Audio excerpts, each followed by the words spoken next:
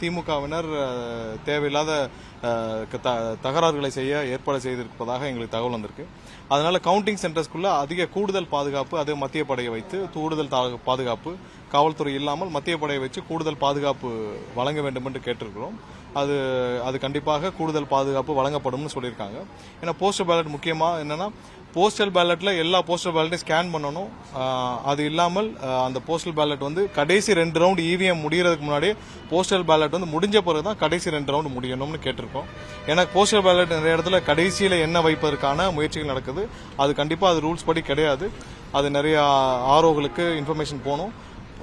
EVM கடைசி 2 round முடியறதுக்கு முன்னாடியே போஸ்டல் ஓட்டுகள் அனைத்தும் எண்ணப்பட்டு முடித்த பிறகுதான் கடைசி 2 ரவுண்ட் போகணுன்றதை நாங்கள் கேட்டிருக்கோம். அது கண்டிப்பா எல்லாருக்கும் நேற்று ட்ரைனிங்ல எல்லாருக்கும் இன்ஃபார்ம் பண்ணிருக்கேன்னு சொல்லியிருக்காங்க. மீண்டும் நிறைய ஆர்ஓக்கு அது சம்பந்தமாக ஒரு கூடுதல் தகவலாக அவங்களுக்கு அனுப்பணும். அவங்களுக்கு ஒரு சர்க்குலர் அனுப்பணும். கடைசி 2 ரவுண்டுக்கு முன்னாடி போஸ்டல் ஓட்டுகள் முடிக்கப்பட வேண்டும் கேட்டிருக்கோம். அனைத்து போஸ்டல் ஓட்டுகளும் ஸ்கேன் பண்ணணும். எந்த இடத்திலும் எந்த குளறுபடியும், திமுகவினர் எந்த குளறுபடியும், அவர்கள் எந்த சூழ்ச்சியும் செய்து எந்த தாக்கத்தையும் ஏற்படுத்தக்கூடாது என்பதற்காக நாங்கள் இதை அனைத்தும் கேட்டு ஒரு கடிதமாக கொடுத்திருக்கிறோம்.